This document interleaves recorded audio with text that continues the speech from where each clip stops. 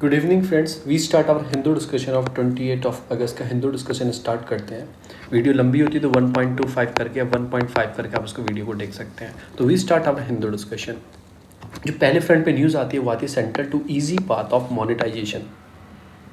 Government ने क्या किया, बहुत सारी जो सेक्टर्स हैं, रेलवे हो गया, रोड्स हो गया, सी हो गया, कुछ भी प्रोजेक्ट हो गए, उनको मोनेटाइजेशन किया। मतलब कि उनको प्राइवेट सेक्टर को देगी गवर्नमेंट पीवीटी मॉडल से और उनको बोलेगी इस पर आप वर्क करो और जब आपका इंटरेस्ट उससे कमाओ, पैसा कमाओ और वापस गवर्नमेंट को रिटर्न कर दो। एक तरह से मोनेटाइज कर दिया चीज़ों को। तो उसके लिए जो प्रोग्राम है उसका नाम है नेशनल मोनेटाइजेशन पाइपलाइन।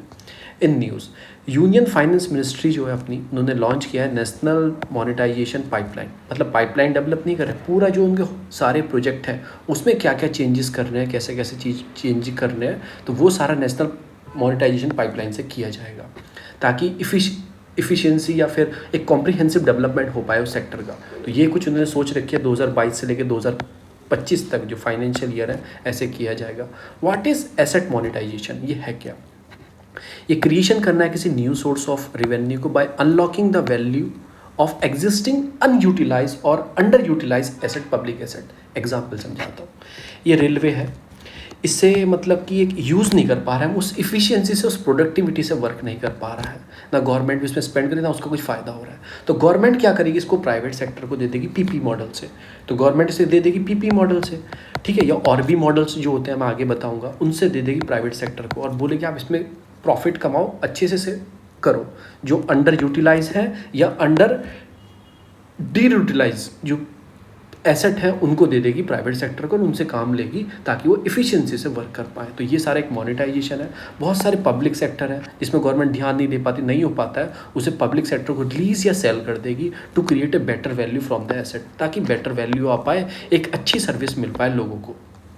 की फीचर्स क्या है इस चीज़ के, ये सब जो फॉर्मुलेट लॉन्च किया नीति आयोग के कंसल्टेशन से किया गया पूरा एक पाइपलाइन प्रोजेक्ट है। एसेट मोनेटाइजेशन इसको नाम दिया गया है। मैंडेटरी है ये बजट में भी बोला गया था 2021-22 में करने के लिए। नीति आयोग ने पहले ही बोला है कि पब्लिक प्राइवेट जो पार्टनरशिप सेल है वो एंगेज रहेगा इसके अंदर और काम करेगा गवर्नमेंट के साथ मिलकर ताकि और अच्छा डेवलपमेंट हो पाए, स्पीडली हो पाए। कौन कौन से सेक्टर हो सकते हैं, जैसे आपका रोड हो गया, पोर्ट हो गया, एयरपोर्ट हो गया, रेलवे हो गया, पब्लिक जनरेशन हो गया, ट्रांसमिशन, सारे सब जितने भी आते हैं सब चीज़ को डेवलप किया जाएगा। For now government only include the asset of infrastructure line ministry central CPCB जो होते हैं working in the infrastructure sector. अभी गवर्नमेंट इन्हीं को रिलीज करती है। नाउ गवर्नमेंट और भी सेक्टर को आगे भी बढ़ाएगी। जो नॉन कोर जो एसेट्स हैं have not been including in the NMP, अभी तक इंक्लूडिंग नहीं किए गए नॉन कोर जो है, और भी आगे गवर्नमेंट सोचेगी। फ्रेमवर्क क्या है इसका, कोर जो मोनेटाइजेशन है 3 की इम्परेटिव्स है, मतलब 3 की पे वर्क करेगा कहीं ना कहीं। क्या क्या है, monetization of the right not ownership transfer नहीं कर रही है वो, एक तरह से उसका पर्टिकुलर चीज़ दे देगी काम करने के लिए कि आप इस पे करो। तो प्री का क्वेश्चन हो सकता है कि गवर्नमेंट इसके अंदर क्या ऑनरशिप ट्रांसफॉर्मेशन करे, नहीं, ऑनरशिप का ट्रांसफॉर्मेशन नहीं है इसके अंदर, बस रिवेन्यू राइट देगी ताकि वो डेवलप करेंगे, उससे अच्छे से काम करेगा, जो उससे प्रॉफिट होगा वो प्राइवेट सेक्टर कमाएंगे। तो कुछ मॉडल ऐसे हैं जिसमें गवर्नमेंट दे देगी, आप प्रॉफिट कमाने के बाद जितना आपने पैसा लगा वापस गवर्नमेंट को दे दो वो। तो कुछ ऐसे भी हैं, कुछ में ऐसे हैं कि आप ही चलाओ, गवर्नमेंट को उनका शेयर देते रहो। ब्राउन फील्ड प्रोजेक्ट भी हैं कुछ। ब्राउन फील्ड मतलब क्या है कि जो ऑलरेडी देखो यहाँ से मुंबई की लाइन पूरी डेवलप है, ठीक है, पर उस पर हाई स्पीड रेलवे नहीं चल सकती, हाई स्पीड वाली रेलवे नहीं चल सकती है, पर गवर्नमेंट को चलानी है। तो ब्राउन फील्ड पहले से डेवलप है तो गवर्नमेंट से प्राइवेट सेक्टर को दे देगी, वो अच्छे से लाइन डेवलप करेगा, जो प्रॉफिट वो कमाएगा उस लाइन को डेवलप करने के बाद वो अपने पास रखेगा, बाद में चाहे ट्रांसफर वो गवर्नमेंट कर सकता है या खुद भी चला सकता है। तो ऐसे ये ब्राउन फील्ड हो गया। ब्राउन फील्ड यानी ऑलरेडी डेवलप है, बस आपको क्या करना है, उसको रिनोवेट करना है, रीइंफ्रास्ट्रक्चर करना है, बस ये हो गया। स्ट्रक्चर पार्टनरशिप भी करेगी बहुत सारी चीज़ों में, जो प्रोजेक्ट होंगे आपके ट्रांसमीटर बन जाए, फ्रेमवर्क अच्छा तैयार किया जाए, तो इस ठीक है ना। तो ये सारे काम भी इसके अंदर, परफॉर्मेंस ध्यान रखेगी कि परफॉर्मेंस और प्रोडक्टिविटी आनी चाहिए, ये सारे काम देखा जाएगा। अब इसमें है कैसे, इंक्लूडिंग द जो डायरेक्ट है चीज़ें हैं, instrument such as the public private partnership होगा, कैपिटल मार्केट इंस्ट्रूमेंट जो जैसे होते हैं आपके इंफ्रास्ट्रक्चर इन्वेस्टमेंट ट्रस्ट होती हैं, ये सारे मिलकर एक तरह से इसके अंदर काम वाम करेंगे। फॉर एग्जांपल बताया इन्होंने, जैसे कोई प्राइवेट फर्म है, क्या इन्वेस्ट करते हैं किसी प्रोजेक्ट में, उसको जो रिटर्न मिलता है, ठीक है ना, इन्वेस्ट रूट के तो जो रिटर्न मिलता है, तो ऑपरेट करेगी, डेवलप करेगी चीज़ों को और बाद में वो ट्रांसफ़र कर देगी बैक गवर्नमेंट की, जैसे मैं आपको ऊपर बता ही रहा हूँ। ये सारा काम किया जाएगा। इसका एम क्या है, एम देखो वही है कि जो आपके ऐसे जो है ना, जो जो ऐसे सेक्टर हैं जो काम ही नहीं कर रहे हैं, अच्छे से पोटेंशियल नहीं दे पा रहे हैं, उनको मतलब प्राइवेट सेक्टर को इन्वॉल्व करके उनको पोटेंशियल लेना है गवर्नमेंट को कहीं ना कहीं। तो ये सारी चीज़ें इसके अंदर डेवलप की जाइए। नियर अबाउट 100 लाख 1000 लाख करोड़ का अनाउंसमेंट है 2019 में की गई थी नेशनल इंफ्रास्ट्रक्चर पाइपलाइन प्रोजेक्ट में। बहुत सारी चीज़ों को डेवलप किया जाएगा, तो उसी में आगे बढ़ते हुए इसमें मोनेटाइजेशन प्रोग्राम भी इसमें ऐड किया गया है, ये भी इसके अंदर काम करेगा। अब इसे कौन देखेगा? जो कोर ग्रुप है, जो सेक्रेटरी होते हैं एसेट मोनेटाइजेशन, जो CGM बनाया गया will be headed by the cabinet secretary, जो उसका headed by the cabinet secretary. आप ये लाइन प्री के लिए इंपॉर्टेंट है, याद रखना। जो भी ये प्रोजेक्ट चल रहे हैं एसेट मोनेटाइजेशन के जो प्रोग्राम है, इनको हेड कौन कर रहा है? कैबिनेट सेक्रेटरी हेड करेंगे, ठीक है। रियल टाइम मॉनिटरिंग की जाएगी, आप ढंग से काम भी कर रहे हो नहीं कर रहे हो ये भी देखा जाएगा। इसके लिए एम्पावर कमेटी भी बनाई जाएंगी। 5 सेक्टर इन पर एस्टिमेट रखा गया है कि आगे बढ़ के बहुत अच्छा काम करें, जैसे रोड हो गया, रेलवे हो गया, हो गया, गैस लाइन हो गया, टेलीकॉम हो गया। तो इन सेक्टर को आगे बढ़ाया जाएगा। देखो इसमें पूरा डाटा दिया हुआ है कितना कितना किया जाएगा। ऑलमोस्ट सारे सेक्टर इसके अंदर काम कर रहे हैं, देखो सारे सेक्टर हैं ऑलमोस्ट, तो सारे सेक्टरों को कहीं ना कहीं दिया जाएगा। ये 3 जो पॉइंट है बहुत इंपॉर्टेंट है। Monetization is not right to ownership, ये जो मैंने ऊपर बताया था ना आपको, ये शॉर्ट फॉर्म में आ गया।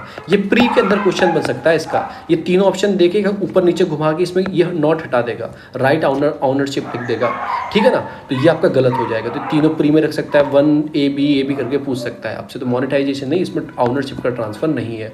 ब्राउन फील्ड में भी कर सकते हैं। Structure partnership under define the, मतलब कि एक तरह से आप जो करेंगे कॉन्ट्रेक्चुअल फ्रेमवर्क तैयार करेंगे, stick by the KPI and performance standard पे मतलब काम करेंगे जो भी दिए जाएंगे। तो ये सारी चीज़ है कि आप हाथ मिला के बिल्कुल साथ काम करोगे। अब इसकी कुछ खासियत है, मेरिट भी तो होगी ना, कुछ फ़ायदा होगा। एक तो रिसोर्सेज इफिशियंसी, जो जैसे मेरे पास कोई लैपटॉप अच्छे से काम नहीं कर रहा है, मैं किसी और को दे देता हूँ, वो अच्छे से इस पूरी इफिशियंसी से काम लेता है, ये होगा। फिस्कल प्रूडेंसी, मतलब फिस्कल प्रूडेंसी का प्राइवेट सेक्टर को इन्वॉल्व किया जाएगा तो गवर्नमेंट का जो कैपिटल एक्सपेंडिचर होता है, जो गवर्नमेंट पे प्रेशर रहता है खर्चा करने का, वो कहीं ना कहीं कम होगा। स्ट्रीमलाइन द प्रोसेस, इस प्रोसेस को स्ट्रीमलाइन किया जाएगा। जो गवर्नमेंट की चीज़ें हैं जो गवर्नमेंट नहीं कर पाती है चीज़ों पे, तो स्ट्रीमलाइन हो जाएगा एक प्रोसेस का। मोबिलाइज हो जाएगा, प्राइवेट कैपिटल भी आगे आ जाएगी, उसको भी होगा। लेस रेसिस्टेंसी होगी, मतलब कि प्राइवेट सेक्टर क्या करता है, विदाउट ट्रांसफरिंग द ओनरशिप तो ट्रांसफर नहीं कर रहे हैं ना, तो इतना भी इन्वॉल्वमेंट भी नहीं है इसके अंदर प्राइवेट सेक्टर का।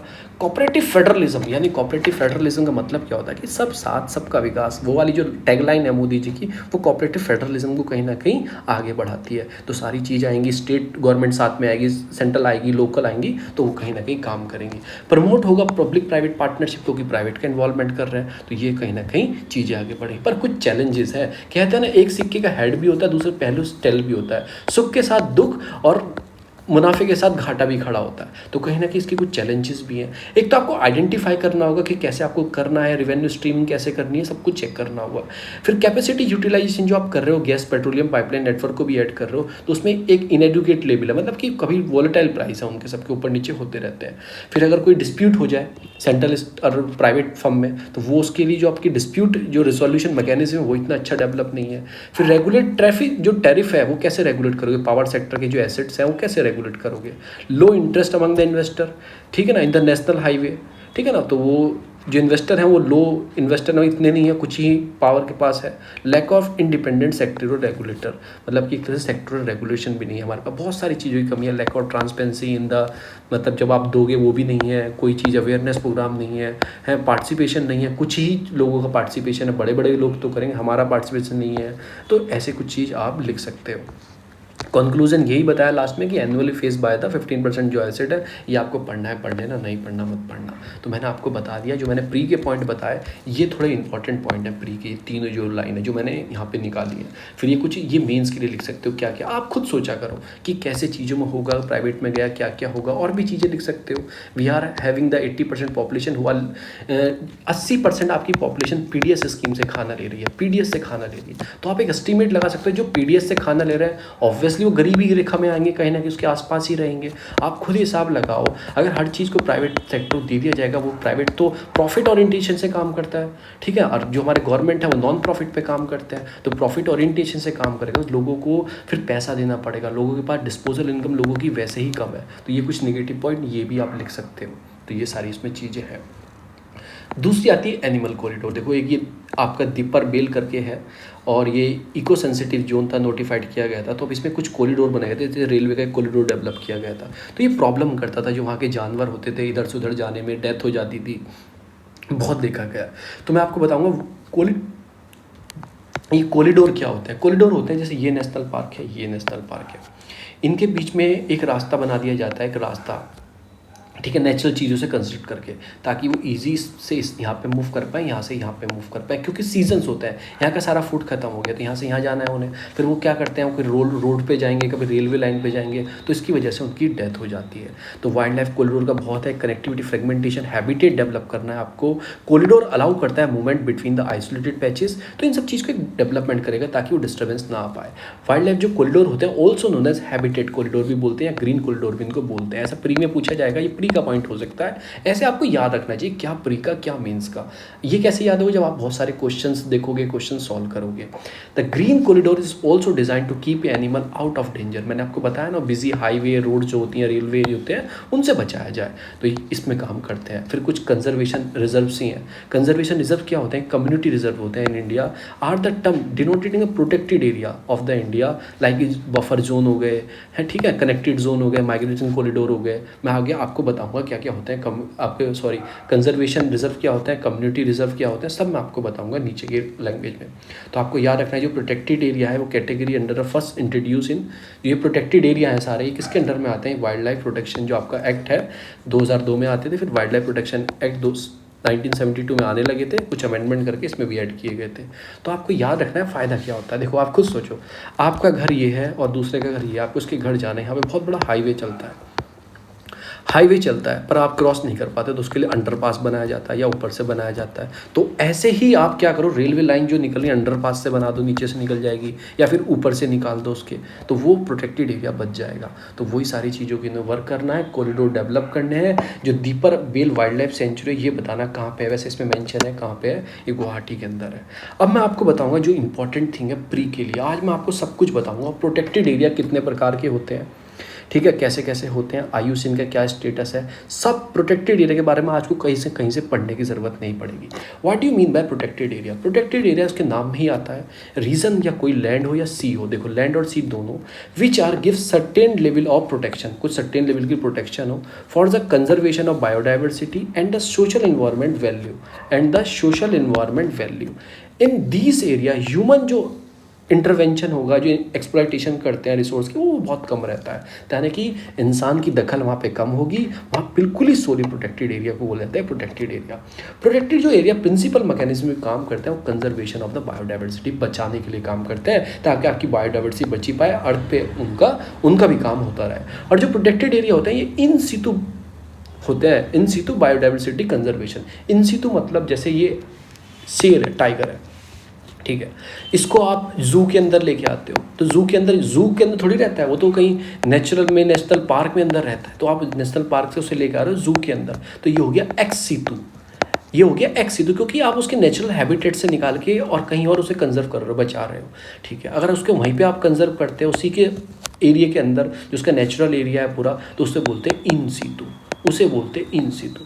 तो ये आप ना बोटेनिकल गार्डन और जू जो होते हैं ये एक्स सीतु होते हैं, तो ये जो आपने देखे होंगे। तो काइंड्स ऑफ एग्जाम्पल जैसे नेशनल पार्क हो गए, वाइल्ड लाइफ सेंचुरी हो गए, मेराइन प्रोटेक्टेड एरिया हो गया, फिश के लिए कम्युनिटी रिजर्व हो गए, तो ये सारे के यहाँ ये इन सीतु है, वहीं पे आप कंजर्व कर रहे हो उस सारी चीज़ को।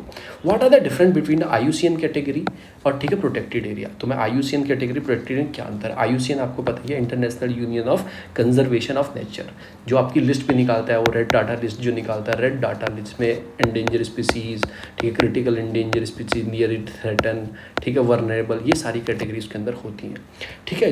तो ये बोलता है कि through the world commission protected area had to found 6 protected area management category, 6 protected area management category में आते हैं।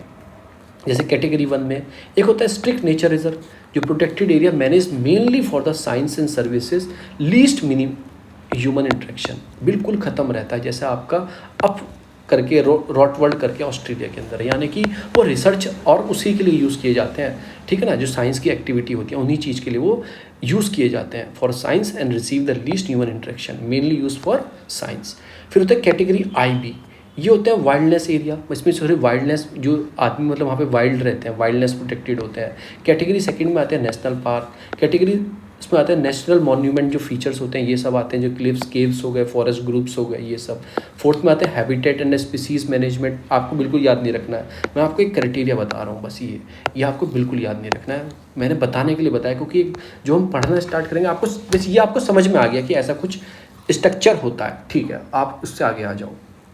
जो प्रोटेक्टेड एरिया है वो इसकी 4th कैटेगरी में आते हैं, ठीक है ना, 6th कैटेगरी में आता है। तो IUCN की जो कैटेगरी है ये इस कैटेगरी के अंदर आता है, तो यानी कि आप बोलोगे IUCN का पार्ट है प्रोटेक्टेड एरिया, उसके अंदर आते हैं। अब हम आते हैं वर्ल्ड कमीशन क्या है प्रोटेक्टेड एरिया, जो मैंने आपको बताई, ये वन ऑफ द 6 कमीशन है ऑफ द IUCN की, इस्टेब्लिश 1960 में की गई थी, यानी कि IUCN की 6 कमीशन है, उसमें से एक ये है वर्ल्ड कमीशन प्रोटेक्टेड एरिया, ठीक है ना। तो ये 1960 में बनाई गई थी, हेडक्वार्टर ग्लैंड स्विट्जरलैंड के अंदर है, सारे हेडक्वार्टर मोस्टली स्विट्जरलैंड के अंदर मिलता है, पता नहीं घूमने जाते हैं क्या करने। IUCN global program on protected area, the main function क्या है कि कमीशन का to provide the scientific and technical advice to the government on the matter of protected area. तो आपको याद रखना है इन सब पे काम करती है, ये सारे इन पे बेस पे काम ये करती है। आगे चलते हैं। अब protected area network India legal provision क्या है, किस टाइप के इंडिया में, प्रेजेंट स्टेटस क्या है, ठीक है। तो हम ये पढ़ेंगे प्रोटेक्टेड एरिया नेटवर्क इंडिया के अंदर क्या है। जो फॉरेस्ट हैं, वाइल्ड लाइफ है, are include in the concurrent list. तो आपको याद रखना है जो फॉरेस्ट हैं आपके, जो जंगल्स हैं और उसमें जो जानवर रहते हैं, वाइल्ड लाइफ रहते हैं, ठीक है, ये कॉन्करेंट लिस्ट में आते हैं, ठीक है। ये हो गया आपका कॉन्स्टिट्यूशन की जो शेड्यूल 7 के अंदर है, जो आपको याद रखना है। शेड्यूल 7 के अंदर आपकी लिस्ट होती है, state list, central list, concurrent list, residuary power सारी डिफाइन की गई है। Union government make a policy, देखो यूनियन गवर्नमेंट पॉलिसी बनाती है, प्लान बनाती है for the wildlife conservation. On the other hand state forest department are once implement those policy जो बनाई है सेंट्रल गवर्नमेंट ने, वो इम्प्लीमेंट कौन करता है, वो स्टेट फॉरेस्ट डिपार्टमेंट करता है स्टेट लेवल पे। तो आपको समझ में आया, कॉन्करेंट लिस्ट है एक, तो सेंट्रल गवर्नमेंट क्या बनाएगी, वो पॉलिसी बनाएगी, फॉर्मुलेट कौन कराएगा, उसको स्टेट कराएगा। तो ये आपको समझ में आ गया। National board of wild life बहुत इंपॉर्टेंट बोर्ड है, ये फॉरवर्ड करता है पॉलिसी फ्रेमवर्क को, वाइल्ड लाइफ कंजर्वेशन इंडिया को पूरी पॉलिसी ये मैनेज करके आगे फॉरवर्ड करता है सबको। इसको जो पावर मिली है वो मिली है वाइल्ड लाइफ प्रोटेक्शन एक्ट 1972 से। ये सब प्री के पॉइंट है, ये जो मैं पढ़ा रहा हूँ, मेंस में भी लिख सकते हो। इसको जो चेयर करते हैं इसको करते हैं प्राइम मिनिस्टर। तो बहुत इंपॉर्टेंट बॉडी हो जाती है प्राइम मिनिस्टर। कोई मुझे बता सकता है एक ग्रुप में जाके बताना किस किस बॉडी को प्राइम मिनिस्टर, जो कमेटीज़ हैं किस किस कमेटीज़ को प्राइम मिनिस्टर चेयर करते हैं, और कितनी ऐसी कमेटी हैं, कितने ऐसे बोर्ड हैं जिसको प्राइम मिनिस्टर चेयर करते हैं। आप सर्च कर सकते हो, गूगल कर सकते हो, पर आपको करना है, ज़िंदगी भर याद रहेंगे जो आपने ये प्रैक्टिस की। वाइल्ड लाइफ प्रोटेक्शन एक्ट 1972 आया था, फिर 2003 में अमेंडमेंट किया गया, 2006 में अमेंडमेंट किया गया। इट प्रोवाइड करता है कि प्रोटेक्ट कैसे करना है हमें अपने प्लांट एनिमल को इंडिया के अंदर, सारा यही एक्ट बनाता है। इसके पीछे बहुत लंबी कहानी है कैसे डेवलप किया गया था। ये एक्ट के पीछे इंदिरा गांधी थी उस टाइम पे, वो एक वर्ल्ड की समिट में जा रही थी, वाइल्ड लाइफ की समिट थी, तो वो कहती हैं कुछ ऐसा करके जाऊँ, एटलीस्ट मैं वहाँ की जब स्पीच दूँ तो हमने ऐसा काम किया है, तो उससे पहले ये एक्ट बना के वहाँ स्पीच देने जाती हैं। तो आपको याद रखना है ये प्रिंसिपल, एक तरह से पूरी चीज़ यही चेक करता है कि नेशनल पार्क, सेंचुरी, ये सब इसी एक्ट से देखा जाता है कहीं ना कहीं। इंडिया में क्या है, 4 मेजर कैटेगरी प्रोटेक्टेड एरिया की आती हैं under wild life protection act 1972। कितने टाइप की, wild life sanctuary, national park, community reserve और कंजर्वेशन रिजर्व, ये सारी चीज़ होते हैं। कम्युनिटी और कंजर्वेशन जो रिजर्व है ये 2002 में ऐड किए गए थे, फर्स्ट इंट्रोड्यूस इन द 72 है, इसको अमेंडमेंट 2002 में किया गया, तो इसमें 2 चीज़ ये ऐड की गई थी, ठीक है। As for 2019 there are 870 notified protected area, यानी कि 5% भारत की जितनी लैंड है उसमें 870 एरिया है प्रोटेक्टेड एरिया इंडिया में। प्रोटेक्टेड एरिया यानी कि सारे जो टोटल अब बढ़ गए होंगे क्योंकि कुछ नेशनल पार्क बनाए गए हैं, अब बढ़ गए होंगे 2019 के हिसाब से मैं आपको बता रहा हूँ। रफली फिगर ले लोगे, नहीं पूछेगा आपसे यूपीएससी, आप 5% याद रखो, 5.0% के प्रोटेक्टेड एरिया है भारत में मेंस में लिखने के लिए, ठीक है। This are below the targeting 11, target 11 है, एक आचारी टारगेट है, उसमें 11 टारगेट्स हैं, वो कहीं ना कहीं लीस्ट 17 मतलब ये सारी चीज़ फुलफिल करते हैं। तो ये आपको याद रखना है। व्हाट इज़ ये आपकी एचई टारगेट्स क्या क्या है, ये मतलब 2020 में कुछ गोल सेट किए गए थे, जो कॉन्फ्रेंस हुई थी, पार्टीज़ की COP हुई थी, आपके कन्वेंशन ऑफ BOD के ऊपर हुई थी, BOD बोलते हैं ऐसे, कन्वेंशन ऑफ बायोलॉजिकल डाइवर्सिटी की मीटिंग हुई थी, तो उसमें कुछ 20 HI टारगेट डेवलप किए गए थे, 5 स्ट्रेटेजिकल डोट डेवलप किए गए थे, उनके ऊपर काम करते हैं। तो ये सारा कुछ होता है। तो मैं कुछ बता दूं आपको जो इंडिया में स्टेटस आज की तारीख में, देखो आप इसमें से क्या याद रखोगे। सबसे ज़्यादा आपके पास वाइल्ड लाइफ सेंचुरी का एरिया है कंट्री के अंदर, तो ये याद रखो। फर्स्ट नंबर पे पूछेगा नेशनल पार्क का एरिया ज़्यादा है in compare to wildlife, तो नहीं, पर वाइल्ड लाइफ का ज़्यादा है, तो ये रखो। उसके बाद नेशनल पार्क आते हैं। अब आपको कमेंट में बताना है टारगेट शायद 104 भी हो या उससे बढ़ भी गए हो नेशनल पार्क, ये कम भी हो सकते हैं। इनको नेशनल पार्क में कन्वर्ट किया गया क्योंकि 2021 में 2 नए नेशनल पार्क ऐड किए गए, जो मुझे याद आ रहा है आसाम के अंदर 2 दिहिंग करके दिबिंग करके 2 ऐड किए गए हैं। तो आपको ये बताना है कमेंट में जाके अभी टोटल नेशनल पार्क कितने हैं, वाइल्ड लाइफ सेंचुरी कितने हैं। कंजर्वेशन रिजर्व 0.13% है, उससे कम कम्युनिटी रिजर्व है 0.0%, और फिर टोटल एरिया तो 5.2% जो मैंने आपको ऊपर बताया है टोटल जो प्रोटेक्टेड एरिया है। Apart from this protected area ये कुछ इंपॉर्टेंट है, जैसे आपके बायोडाइवर्सिटी रिजर्व, टाइगर रिजर्व और एलिफेंट रिजर्व, ये कुछ और भी फर्क है जो प्रोटेक्टेड एरिया डील करते हैं वाइल्ड लाइफ सेंचुरी से, ठीक है ना। It protected area constitute for the protection and conservation of wildlife for its environment, और इट्स इन्वायरमेंट माने फॉर नहीं है, और उसका इन्वायरमेंट को प्रोटेक्ट करते हैं। Declare in a area that consider as a adequate ecology, और जियोमॉर्फोलॉजी उसकी अलग है, नेचुरल सिग्निफिकेंस है, उसको डिक्लेयर किया जाता है। In the wildlife sanctuary certain right of the people living inside, मतलब जो उनके अंदर रहते हैं वाइल्ड लाइफ सेंचुरी, कुछ राइट्स होते हैं पीपल जो वहाँ पे रहते हैं, are permit to long they do not harm the wildlife, मतलब कुछ कर सकते हैं, काम अंदर कर सकते हैं वाइल्ड लाइफ सेंचुरी के अंदर। देखो ये याद रखना, वाइल्ड लाइफ सेंचुरी के अंदर इंसान जो रहता है वो कुछ कर सकते हैं। क्या कर सकते हैं, मतलब माइनर जो फॉरेस्ट प्रोडक्ट होते हैं उनको कलेक्ट करना, लिविंग ग्रेजिंग मतलब उनके चरवाना अपने जानवरों को, ऑनरशिप ले सकते हैं, प्राइवेट लैंड है जो उनके अंदर, हार्वेस्टिंग कर सकते हैं टिम्बर की, ठीक है। तो ये काम वो कर सकते हैं, पर उनको क्या करना है, जो वाइल्ड लाइफ उनके साथ रहती है उसको हार्म नहीं करना है। तो वाइल्ड लाइफ सेंचुरी में आपके ह्यूमन के पास कुछ परमिट है, ये आपको ऐसे याद रख सकते हो। अब आती है नेशनल पार्क की बात। नेशनल पार्क एक प्रोटेक्टेड एरिया है, conservation of the wildlife का एरिया, एनवायरमेंट को declare is the area consider to be adequate ecology, geomorphology, natural significance, जैसे ऊपर आपने पढ़ा बिल्कुल सेम है, पर उसमें क्या चीज़ दी गई है, कुछ डिफरेंस है दोनों के अंदर। वो डिफरेंस क्या है, national area is highest level protected area, highest level protected area. Unlike wild life sanctuary में कुछ राइट्स थे, यहाँ कोई ह्यूमन इंटरफेरेंस जो है, harvesting of timber, collecting of minor, ये सब जो ऑनरशिप है, ठीक है, तो नो ह्यूमन इंटरफेरेंस है इनके अंदर, कुछ नहीं, कोई राइट नहीं है नेशनल पार्क के अंदर, ठीक है। वाइल्ड लाइफ सेंचुरी को राइट हो सकते हैं। तो आपको पता है कि हमारे इंडिया में पहली जो नेशनल पार्क है कौन सा है, वो है जिम कॉर्बेट नेशनल पार्क, जिसका नाम हेरले नेशनल पार्क था, ठीक है ना। जिम कॉर्बेट जो उनके वहाँ के जो फॉरेस्ट ऑफिसर थे ना, जिम कॉर्बेट नाम था उनका, उन्हीं के नाम पे बाद में रखा गया था। इसको इस्टेब्लिश 1936 में किया गया था। इंडिया का फर्स्ट नेशनल पार्क है ये। सबसे ज़्यादा मध्य प्रदेश में और अंडमान निकोबार में 9 है, हाईएस्ट नेशनल पार्क है सबसे ज़्यादा मध्य प्रदेश। अभी चेंज हो गए हों तो आप जाके एक बार देखना, ठीक है। मैक्सिमम नंबर जो वाइल्ड लाइफ सेंचुरी प्रेजेंट है वो अंडमान निकोबार में है, फिर महाराष्ट्र में है, ठीक है ना। और सबसे जो largest national park in India है वो कहाँ है, हिमेश नेशनल पार्क, जम्मू कश्मीर के अंदर, the largest national park of India. और South Button Island National Park जो है अंडमान निकोबार में, is the smallest national park of India. तो ये कुछ सारा एरिया है। अगर इसमें कोई डाटा चेंज होता है प्लीज़ आप एक बार उसे गो थ्रू करना, मैं तो करूँगा ही, मैं भी बता दूँगा, आप भी करना। कोई डाटा ऊपर नीचे होता है तो पर प्रॉपर जाके चेक करना, ऐसे नहीं कोई 1-2 वेबसाइट से जाके उसको चेक करना। अब इसमें एक नाम भी आता है मैराइन प्रोटेक्टेड एरिया, मैराइन में नाम में ही आ रहा है कि मैराइन को प्रोटेक्ट करना है। इसमें आपको सी, ओशियन जो साइड में होता है ना, ओशियन के साइड में एडजेसेंट साइड में ओशियन के, या कोई एस्चुरी हो या फिर लगून्स हो, उनके साइड वाइड में एरिया होता है। This areas human activity are mostly strictly, मतलब बहुत सारी ह्यूमन की एक्टिविटी वहाँ पे रोक दी जाती हैं। जैसे बहुत सारे काम करते हैं ना ह्यूमंस, करना तो उल्टे सीधे काम तो करते ही हैं, उनके इन्वायरमेंट को हार्म करो, क्या जाए घाटा कुछ भी हो, हमारे जो है वो करना, तो वहाँ पे कुछ रिस्ट्रिक्शन लगाए जाते हैं। तो हमारे इंडिया में 5 मैराइन जो प्रोटेक्टेड एरिया हैं कौन कौन से हैं, गुल्फ ऑफ मन्नार तमिलनाडु में, जैसे आप ऐसे देखोगे ये इंडिया है और यहाँ पे श्रीलंका है, तो गुल्फ ऑफ मन्नार यहाँ पे पड़ेगा। फिर गल्फ ऑफ कच्छ ये यहाँ पे पड़ेगा, जैसे आप ये मैप है तो गल्फ ऑफ कच्छ यहाँ पे पड़ेगा। फिर गल्फ ऑफ कच्छ मैराइन ये गुजरात के अंदर है, दोनों अलग अलग है, एक सेंचुरी है एक नेशनल पार्क है। Mahatma Gandhi Marine National Park Andaman Nicobar, तो ये यहाँ पे है, यहाँ पे आपके अंडमान निकोबार है, तो ये यहाँ पड़ेगा अंडमान निकोबार आइलैंड में। फिर गहीर माठा ये उड़ीसा के अंदर है, जहाँ पे वो रेड और लेदरबैक टर्टल्स जो है वहाँ पे वो जो अपना वो वहाँ पे ब्रीडिंग करते हैं, ठीक है ना, वो यहाँ पे पड़ता है उड़ीसा के कोस्ट पे यहाँ पे। तो गहीर माठा, तो हमारे इंडिया में 6 ऐसे एरिया हैं जो मैराइन प्रोटेक्टेड एरिया घोषित है। फिर कुछ कंजर्वेशन रिजर्व हैं जो मैंने आपको बताया। कंजर्वेशन जो है वो स्टेट गवर्नमेंट डिक्लेयर करती है। देखो इसमें कौन करती है, declare by the state government in any area owned by the government, ठीक है ना। जैसे गवर्नमेंट का कोई गवर्नमेंट का एरिया है, जंगल सरकार का है, उस एरिया को कंजर्वेशन रिजर्व घोषित कर देती है। एम क्यों होता है कि उसको प्रोटेक्टेड किया जाए, उसकी लैंडस्केप सीस्केप्स को, फ्लोरा फोना को बचाया जाए, ठीक है। They act as a buffer zone between the national park and the wildlife sanctuary. आगे मैं बताऊंगा बफर जोन ये क्या क्या होते हैं। तो ये एक ऐसा है, ये आपका नेशनल पार्क हो गया एकदम कोर जोन, ये आपका हो गया कंजर्वेशन एरिया, और बाहर एक पूरी होगी वाइल्ड लाइफ सेंचुरी।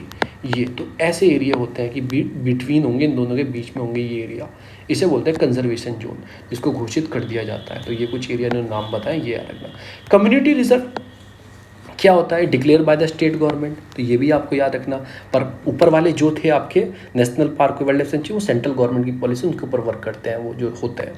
कि इसमें क्या होता है कि पहले क्या होता है, declare by the state government in any private और कम्युनिटी लैंड को कर देती है state government. The land should not with in the, इनके अंदर नहीं आनी चाहिए वो लैंड, इन सब चीज़ के अंदर नहीं आनी चाहिए। It basically area where the individual और द कम्युनिटी हैज़ वॉलंटरी, उसको मतलब खुद ही बचाना है उन लोगों को उस एरिया को, ठीक है। तो ऐसे एरिया को कर देते हैं। The area also act as a buffer zone between, मैंने आपको बताया बफर जोन भी हो सकता है, ये वाला बफर जोन भी हो सकता है। तो इसे कम्युनिटी जो है, वहाँ की लोकल कम्युनिटी है वही बचाती हैं, और right of the people inside the community are not affected, उनके कोई राइट्स अफेक्ट नहीं होते, पर वो बचाएंगे उसको अपने लिए। जैसे आपका लावना कम्युनिटी रिजर्व है पंजाब में, गोगी बीर है बिहार में, ये फर्स्ट कम्युनिटी रिजर्व है ऑफ बिहार रिसेंटली ने न्यूज़। तो याद रखना आपको, गोगा भेल कहाँ पे है, ये बिहार के अंदर है, ये भी याद रखना है। मैं आपको एक होमवर्क और देता हूँ, जैसे इसमें स्टेट गवर्नमेंट डिक्लेयर करती है, उनमें क्या क्या क्राइटेरिया, थोड़ा घुमा के है क्राइटेरिया। सेंट्रल रोल का मेजर रोल रहता है नेशनल पार्क में और आपका वाइल्ड लाइफ सेंचुरी में। तो ये आपको बताना है वो कैसे करती हैं, कैसे होता है उनका, मतलब कौन उनको डिक्लेयर करता है। फिर एक होता है सेक्रेड ग्रुप्स, ये भी बता देता हूँ सेक्रेड ग्रुप्स क्या होते हैं। देखो just wait a minute, pencil down हो रही है, 1 मिनट हो गई।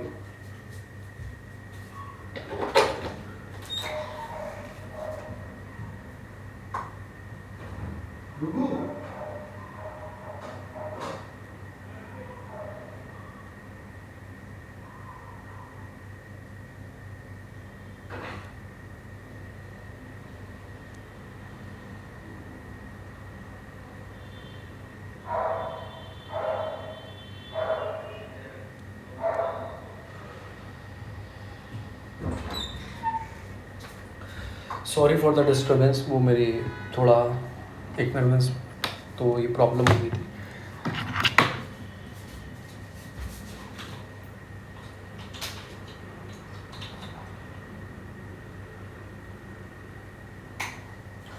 तो हम कहाँ थे, सेक्रेड ग्रुप्स। ये क्या होते हैं, सेक्रेड ग्रुप्स क्या होते हैं, ये क्या होता है कि जो पवित्र बोलते हैं ना, जैसे ये जंगल है, ये पवित्र है, इसमें भगवान है, ऐसे। तो मतलब जो हमें बिलीव करते हैं जिन चीज़ों पे, वो चीज़ सेक्रेड ग्रुप में बोला जाता है। यानी कि जो डाइट्स हैं या फिर 3 स्पिरिट्स हैं, मतलब कुछ भी बोलते हैं, सेक्रेड मतलब बहुत पवित्र चीज़ है, उसको हमें डिस्ट्रॉय नहीं करना है। तो इनकी लिस्ट है पूरी सेक्रेड ग्रुप्स की। उस लिस्ट को आप क्या कर सकते हो, ग्रुप में शेयर कर सकते हो। जो टेलीग्राम का ग्रुप है हमारा, डिस्क्रिप्शन बॉक्स में लिंक है, या मैं भी शेयर कर दूंगा, मुझे याद दिला देना। इनकी पूरी लिस्ट है। तो कहाँ कहाँ पे सेक्रेड ग्रुप्स हैं जो पवित्र हम जंगल मानते हैं, जिनको हमें बचाते हैं, वो पवित्र के लिए इनके। तो ग्रुप्स क्या होते हैं, consider as sacred, are protected by the local community, ठीक है। एक तरह से ये बोल सकते हैं सेक्रेड ग्रुप्स को आप कम्युनिटी रिजर्व भी बोल सकते हैं, कम्युनिटी बचाने वाले, इसको ये भी बोल सकते हैं आप कम्युनिटी रिजर्व, क्योंकि इनको भी कौन बचाता है, इनको भी कहीं ना कहीं कम्युनिटी बचाती है। एग्जाम्पल कैसे है आपके, कोविल कुंदू, तो कोविल कुंदू या तमिलनाडु बोलते हैं, तो कुंदू करके ऐसे याद रखो, ये यहाँ पे तमिलनाडु पे। गुम्पा फॉरेस्ट जो है सेक्रेड ग्रुप है, अटैच है बुद्धिस्ट मोनेस्ट्री से, तो उनके आसपास बुद्धिस्ट मोनेस्ट्री, बुद्धिस्ट लोग बचाते हैं अरुणाचल प्रदेश में। तो कुछ ऐसे सेक्रेड ग्रुप्स होते हैं जिनको लोग पवित्र मानते हैं, यानी इनको जोड़ा जाता है हमारे मतलब भगवान की तरह जोड़ के माना जाता है। अब इको सेंसिटिव जोन क्या होते हैं, the area notified by the MOF, जो आपकी मिनिस्ट्री ऑफ इन्वायरमेंट फॉरेस्ट्री होती है, जो अभी न्यूज़ में था ऊपर, अराउंड द प्रोटेक्टेड एरिया और नेशनल पार्क और वाइल्ड लाइफ सेंचुरी। ये आपका नेशनल पार्क है, ये उसका बफर जोन है, ये वाइल्ड लाइफ सेंचुरी है। तो गवर्नमेंट और क्या प्रोटेक्शन देने के लिए इको सेंसिटिव जोन भी डिक्लेयर कर देगी इसके आसपास, इको सेंसिटिव जोन है पूरा ये। ये इसे कौन करता है? मिनिस्ट्री ऑफ इन्वायरमेंट, यानी कि सेंट्रल गवर्नमेंट, जो नोटिफाइड डिक्लेयर करने के बाद इसको issue under the environment protection act, इस एक्ट से पावर मिलती है इस मिनिस्ट्री को करने के लिए। द मेन एम क्या होता है? इसको रेगुलेट करना, सर्टेन एक्टिविटी को वहाँ पे जो होती है मिनिमाइज करना, जो नेगेटिव इम्पैक्ट पड़ रहा है उसका, जो अंदर वाला एरिया है उस पर इम्पैक्ट जो पड़ता है उसको रोकने के लिए। एक्टिविटी परमिट क्या? एग्रीकल्चर कर सकते हैं, हॉर्टिकल्चर ये कर सकते हैं, आप लोकल कम्युनिटी के लोग हैं, रेन वाटर हार्वेस्टिंग कर सकते हैं, ऑर्गेनिक फार्मिंग ये सब अडॉप्ट कर सकते हैं, पर कोई ऐसी चीज़ नहीं करता जिससे अंदर वाले एरिया पे इफेक्ट पड़े। रिसेंटली जो मिनिस्ट्री ऑफ इन्वायरमेंट है, इन्होंने मतलब कि नेशनल चंबल सेंचुरी इसको किया है। और अभी मैंने ऊपर बताया, देखो ये भी मैंने न्यूज़ बताई, ये भी इसी चीज़ के लिए थी, पर मैंने आपको पूरा पढ़ाया कि क्या क्या अंतर है। देखो यही है दीपर बील, ठीक है ना, इको सेंसिटिव जोन नोटिफिकेशन, तो ये सारी चीज़ें हैं, तो इसमें कुछ चीज़ें की जाती हैं। आगे चलते हैं। फिर आता है बायोस्फीयर रिजर्व। बायोस्फीयर रिजर्व क्या होता है? एक कॉन्सेप्ट है बायोस्फीयर रिजर्व का, इंट्रोड्यूस हुआ 1971 में, और यूनेस्को ने इस कॉन्सेप्ट को इंट्रोड्यूस किया। मैन एंड बायोस्फीयर प्रोग्राम के अंदर इसको किया। बायोस्फीयर रिजर्व क्या होते हैं? आर एरिया, टेरिटोरियल भी हो सकते हैं, कोस्टल भी हो सकते हैं, मराइन इकोसिस्टम भी हो सकते हैं, बोथ फ्लोरा फोना दोनों हो सकती हैं, आर प्रोटेक्टेड, मतलब सस्टेनेबल लाइवलीहुड डेवलपमेंट प्रमोट करने के लिए, ठीक है। They are the science of sustainable support करने के लिए बीडी का मतलब आया था, बायोस्फीयर डाइवर्सिटी प्रोग्राम ये स्टार्ट हुआ था। मैप बोल सकते हैं ऐसे, MBA करके कुछ MVP बोल सकते हैं, ठीक है ना। तो ये है बायोस्फीयर रिजर्व जो है 3 फोल्ड एम है इसके। क्या क्या एम है? एम है इसका फर्स्ट क्या एम है? Conservation genetic resources species and ecosystem, ये है, ये मेन प्री के पॉइंट है, डायरेक्ट पूछे जा सकते हैं, मेंस में भी आप लिख सकते हैं। दे आर साइंटिफिक रिसर्च और मॉनिटरिंग के लिए यूज़ किए जाते हैं। फाइनली जो इनका एम है वो है प्रमोट करना sustainable development in the community of surrounding reason. जो इनका जोनेशन है बायोस्फीयर रिजर्व का वो कैसे है मैं आपको नीचे बताऊंगा। देखो इसमें आ गया, बायोस्फीयर रिजर्व जो है डिवाइडेड इंटू 3 जोन। एक होता है कोर जोन, एक होता है बफर जोन, एक होता है आपका इसका ट्रांजिशनल जोन। ये हो गया, ये हो गया, ये, ठीक है। अब बफर जोन में क्या होता है कि मतलब जो इसका मेन जोन होता है जिसमें नेशनल पार्क होता है, मेन जोन क्या होता है? कोर जोन जिसे बोलते हैं, इसमें कोर जोन होता है। बस इसमें क्या प्रोवाइड हो सकता है? आप रिसर्च कर सकते हो, कोई इंपॉर्टेंट चीज़ है, मॉनिटरिंग कर सकते हो, एक और याद रख लो मॉनिटरिंग। ये जो उसका बफर जोन होता है, ये वाला जो जोन है बफर जोन जो है ये वाला, इसमें क्या कर सकते हो? ERT तीनों कर सकते हो।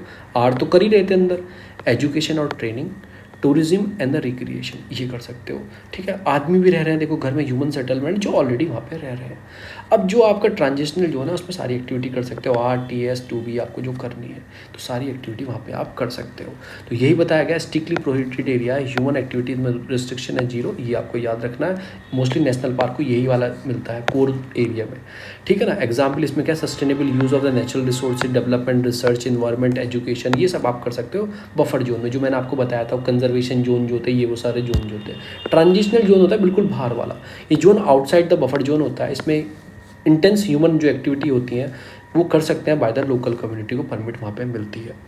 अब आपके दिमाग में कन्फ्यूजन बन गया होगा, भाई नेशनल पार्क पढ़ लिया, वाइल्ड लाइफ सेंचुरी पढ़ लिया, ये बायोस्फीयर रिजर्व हो रहा है भैया, दिमाग का भपड़ा बन गया, मतलब कि पूरा ख़राब हो गया। तो हमें अब क्या पढ़ना है कि national park, wild life sanctuary, biosphere reserve में डिफरेंस क्या है। प्रोटेक्टेड टाइप है तीनों, इसमें क्या? Protection of wild life national park में तो इंपॉर्टेंट आपको पता ही है कि टाइगर रिजर्व में घोषित कर national park. Wild life sanctuary में क्या है कि reserve for the species oriented plant and animal, दोनों को एक तरह से करना है, ये वाइल्ड लाइफ सेंचुरी होगी। ह्यूमन को भी इसमें कर सकते हैं।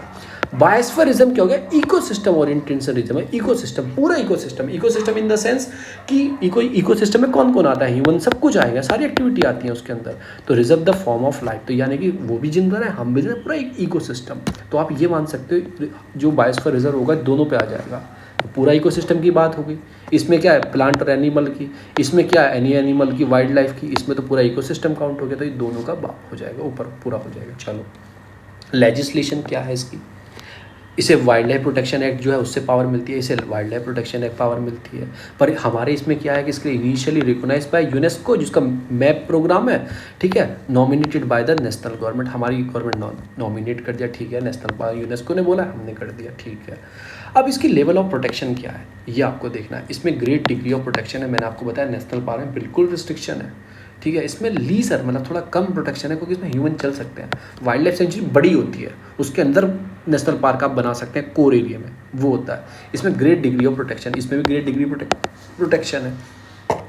बायोस्फीयर रिजर्व में ये नहीं कि आपको एनिमल को ही बनना है, आप किसी भी चीज़ को कंजर्व कर सकते हैं अगर कोई इंपॉर्टेंट चीज़ है। इसमें ओनली नेशनल पार्क में ओनली एनिमल, और इसमें वाइल्ड लाइफ प्रोटेक्शन एक्ट में क्या कर सकते हो, प्लांट एंड एनिमल और भी चीज़ कर सकते हैं, कंजर्व कर सकते हो, इसमें कुछ भी कर सकते हो, ठीक है। अब इसमें क्या है कि रेगुलेशन ऑफ ह्यूमन एक्टिविटी, इसमें तो बस ये कर सकते हो, घास चरा लिए, थोड़ी बहुत हंटिंग वंटिंग जो है रेगुलेट किया जाता है कि घास कोई ना चरा रहा हो, हंटिंग ना कर रहा, फॉरेस्टिंग ना कर रहा, कल्टीवेशन ना कर रहा है, जो स्ट्रिक्टली प्रोहिबिटेड है, कोई ना कर रहा हो। इसमें कुछ लिमिटेशन के साथ कुछ चीज़ अलाउड रहती हैं। क्यों अलाउड रहती है? क्योंकि यार पूरा इंसान भी तो रहेंगे ना उसके अंदर थोड़े बहुत। No interference except in buffer zone and transition zone, जैसे मैंने आपको बताया, ठीक है। तो फिर आते बाउंड्री, इसकी जो बाउंड्री क्लियरली पूरी साफ़ रहती है कि यहाँ एरिया में है नेशनल पार्क, पूरी साफ तरीके से। इसकी कोई क्लियर नहीं रहती, इसकी भी क्लियर रहती है, ऐसे आपको याद रखना है। अपग्रेडेड एंड डाउनग्रेडेड, ये बहुत इंपॉर्टेंट पॉइंट है, इसको मत भूल जाना बिल्कुल भी। Can not be downgraded to wildlife sanctuary, ठीक है। यानी कि अगर नेशनल पार्क को डाउनग्रेड कर रहा है तो वो क्या में जाएगा, वाइल्ड लाइफ सेंचुरी में कन्वर्ट हो जाएगा, यानी कुछ परमिशन एक्टिविटी हो जाएंगी, तो इसको नहीं कर सकते आप। इसको डाउनग्रेड कर सकते हो, कैन बी डाउनग्रेडेड कर सकते हो। इसमें क्या है कि नेशनल पार्क और वाइल्ड लाइफ सेंचुरी में become a part of biosphere reserve, जैसे मैंने आपको ऊपर बताया था, ये सारी चीज़ बताई थी। फिर आता है IUCN स्टेटस, ये कैटेगरी 2 में, जो मैंने 6 कैटेगरी पढ़ाई थी ना ऊपर आपको, वो 6 कैटेगरियाँ IUCN, उसके अंदर 6ठी कैटेगरी में प्रोटेक्टेड एरिया आते हैं, तो इसमें ये 2nd कैटेगरी में आते हैं, उसमें 4th में आते हैं, और ये जो होता है रफली ये क्या रहता है 5th कैटेगरी में रखे गए हैं, प्रोटेक्टेड एरिया वाली कैटेगरी में उनके आसपास। तो ये सारी चीज़ हो गई। अब आता है टाइगर रिजर्व। ये जो टाइगर रिजर्व है, स्पेशली क्या हुआ कि कुछ एरिया नेशनल पार्क को टाइगर रिजर्व घोषित कर दिया। बेसिकली नेशनल पार्क और वाइल्ड लाइफ सेंचुरी को सपोर्ट द टाइगर पॉपुलेशन बढ़ाने के लिए। ऐसा कब किया गया, जब प्रोडक्ट टाइगर लॉन्च हुआ। इनिशिएट 1973 में क्या कि हमें टाइगर की पॉपुलेशन कहीं ना कहीं इंक्रीज़ करनी है, क्योंकि उनके हैबिटेट कम हो गए। तो जिम जो कॉर्बेट उत्तराखंड में थे, first tiger reserve establish in under project tiger reserve. आपको पता लगा पहला नेशनल पार्क भी वही है और पहला टाइगर रिजर्व भी वही है। टाइगर कंजर्वेशन अथॉरिटी बनाई गई। इसको कौन हेड करता है, ये भी इंपॉर्टेंट है। इसको हेड करता है जो मिनिस्टर होता है इन्वायरमेंट के आपके, वो हेड करते हैं टाइगर कंजर्वेशन अथॉरिटी को। इसको 2005 में इस्टेब्लिश किया गया, मैनेजमेंट टाइगर के लिए और टाइगर की पॉपुलेशन को कहीं ना कहीं देखने के लिए। At a present 50 tiger reserve है इंडिया में। Orang tiger reserve in Assam is a 49 tiger reserve, और Kamlang tiger reserve in Arunachal Pradesh is a 50th। अभी एक बढ़ा है शायद, ये आपको कमेंट में बताना है। जो भी डाटा मैं बता रहा हूँ इसको आपको अपडेट करने कमेंट में कहीं ना कहीं बताना है। मैं आपको बता देता, मैं आपको ये मुझे क्या लगता है, 2 मिनट लगती है सर्च करता बता देता। मैं क्यों सर्च करके नहीं बताता, इसलिए सर्च नहीं करता ताकि आप उस पर सर्च करें, क्योंकि वो लेटेस्ट ऐड हुआ है। लेटेस्ट ऐड हुआ तो पॉसिबल बनती है कि वो न्यूज़ में पूछा जाए। अगर मैं यहाँ आपको बता दूंगा आप भूल जाओगे, आप अपना दिमाग लगाओगे और आगे चलोगे, आपको याद रहेगा। ये सारी चीज़ आपको बतानी है। कमेंट में बता दो नीचे, या वहाँ पे बता दो ग्रुप में जाके, डिस्क्रिप्शन बॉक्स में ग्रुप का लिंक है। फिर आता है एलिफेंट रिजर्व। जैसे टाइगर रिजर्व बढ़ाना था तो हमें एलिफेंट पॉपुलेशन को भी देखना था, इनके लिए भी हमने काम किया। तो इनका 1992 में लेके आए, बेटर कंजर्वेशन, इनके कॉन्फ्लिक्ट ना हो, मैन और ह्यूमन का कॉन्फ्लिक्ट कम करने के लिए। तो हमने ये चीज़ हम लेके आए। एलिफेंट हमने लैंडस्केप बनाए, लैंड विद फ्रिक्वेंटली मूवमेंट किया गया। एलिफेंट जो लैंडस्केप्स थे, ईस्टर्न सेंट्रल लैंडस्केप, तो ये हमने डेवलप किए जगह जगह पे जाके। एलिफेंट कॉरिडोर बनाए, क्योंकि वो एक जगह से दूसरे मूव करते हैं, तो हमने कुछ ऐसी चीज़ों को डेवलप किया। और इंडिया में आइडेंटिफाई 101 एलिफेंट टाइगर कॉरिडोर्स हैं। और टाइगर रिजर्व कितने हैं, वो 50 इसमें बताएं, मतलब बढ़ गए हैं, मैं पक्का बता रहा हूँ। दूसरी न्यूज़ आती है वो आती है वेस्ट टू एनर्जी से रिलेटेड। अब इसमें क्या है कि वेस्ट टू एनर्जी क्या है, देखो ये आपने वेस्ट जनरेट किया, इसे कलेक्ट किया गया ट्रक के द्वारा, जो आपकी कूड़ा लेने आती है, कूड़ा दे दो आंटी, इसे प्लांट में भेजा गया कि सब चीज़ अलग अलग की गई, वहाँ पे किया गया, प्रोसेस किया गया। प्रोसेस करने के बाद दोबारा वो कहीं ना कहीं प्रोसेस करने अलग अलग किया ना आपने, कि ये गीला कपड़ा है, ये रिसाइकिल है, ये वैसा वेस्ट है, ये गंदा वेस्ट है, इसे डिकम्पोज किया गया, बहुत सारा काम उसमें किया, आगे बताऊंगा। फिर इसको कंपनी में दोबारा भेजा गया, जैसे आप यूज़ कर सकते हो, जैसे फिर ठीक है करके रिफाइल करके कि फ्यूल बनाया, उससे गैस बनाई, उससे शेयर इलेक्ट्रिसिटी डेवलप की और वापस आपको लौटा दिया। तो ये बोलते हैं वेस्ट टू एनर्जी वर्क। तो ये सारा काम चलता है इस बेस पे। तो वेस्ट टू एनर्जी वर्क क्या है, एक तरह से एनर्जी वेस्ट बनाना, जनरेट करना एनर्जी के फॉर्म ऑफ इलेक्ट्रिसिटी, और हीट की फॉर्म में कुछ भी डेवलप कर सकते हो, उसको ट्रीट करना। Treatment of non recycle waste and processing of non recycle waste into the fuel sources. मतलब रिसाइकिल तो आप इजीली कर पाओगे, जो चीज़ रिसाइकिल हो सकती है, पर कुछ ऐसा डिकम्पोज रहता है रिसाइकिल नहीं हो पाता, तो उसको भी उससे आप क्या कर सकते हो, उससे एनर्जी बना सकते हो। तो एनर्जी की फॉर्म में आपने उसको रिकवरी कर ली। क्या हुआ है, सर्च किया गया वेस्ट डिस्पोजल कैसा सॉल्यूशन निकाले गए, अल्टरनेटिव एनर्जी सोर्सेज निकाली गई, तो कहीं ना कहीं ये काम स्टार्ट हुआ 1970 के आसपास और 1980 के आसपास। तो आपका तिमरपुर ओखला म्यूनिसिपैलिटी जो सॉलिड वेस्ट मैनेजमेंट प्लांट है, दिल्ली में पड़ता है ये ओखला, ये प्राइवेट पब्लिक पार्टनरशिप प्रोजेक्ट पे डेवलप किया गया है। और जिंदल आईटीएफ और म्यूनिसिपैलिटी एमसीडी जो है इन्होंने डेवलप किया है। ये first waste to energy plant है, इसलिए आपको याद रखना है, ये बहुत इंपॉर्टेंट है।